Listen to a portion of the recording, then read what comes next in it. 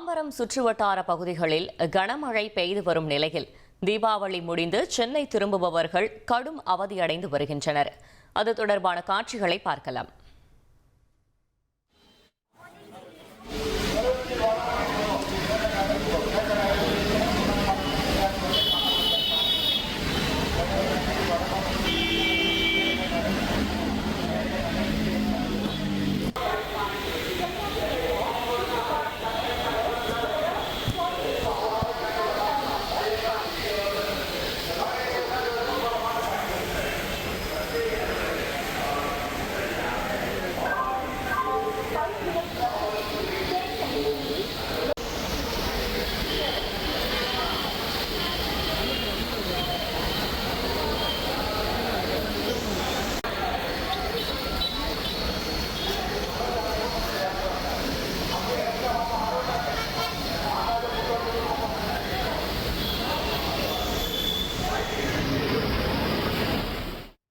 கூடுதல் விவரங்களை செய்தியாளர் மீரான் வழங்க கேட்கலாம். மீரான், வணக்கம். கள தகவல்களை சொல்லுங்க.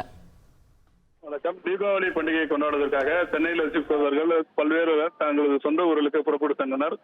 தீபாவளி பண்டிகையை கொண்டாடிவிட்டு விடுமுறை முடிந்து நேற்று முதல் அவர்கள் சென்னை திரும்பிக் கொண்டிருக்கிறார்கள். இதன் காரணமாக சாலைகளை பொறுத்தவரைக்கும் ஜிஎஸ்டி சாலையில் திருச்சி சென்னை தேசிய நெடுஞ்சாலையில் பல இடங்களில் போக்குவரத்து நெரிசலானது ஏற்பட்டது.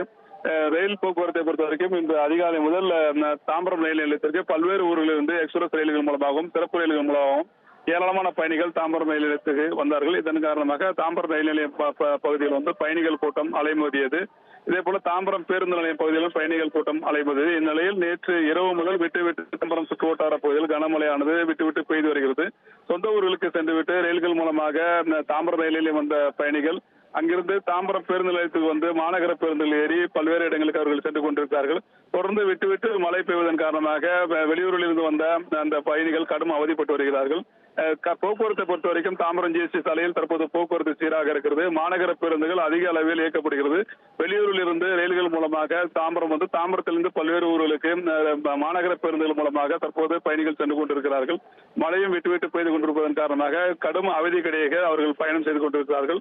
தொடர்ந்து தாம்பரம் ரயில் நிலைய பகுதியிலும் பயணிகள் கூட்டம் அதிகமாக காணப்படுகிறது. பேருந்து நிலையத்திலும் அதிக கூட்டம் காணப்படுகிறது. ஜிஎஸ்டி சாலையை பொறுத்த வரைக்கும் போக்குவரத்து சீராக இருக்கிறது. அதிக அளவு மாநகர பேருந்துகள் இயக்கப்பட்டுக் கொண்டிருக்கிறது. தகவல்களுக்கு நன்றி மீரான். உங்கள் தந்தி ஒன் தொலைக்காட்சியில் கர்ணன் தினமும் இரவு 7 மணிக்கு காண தவறாதீர்கள்.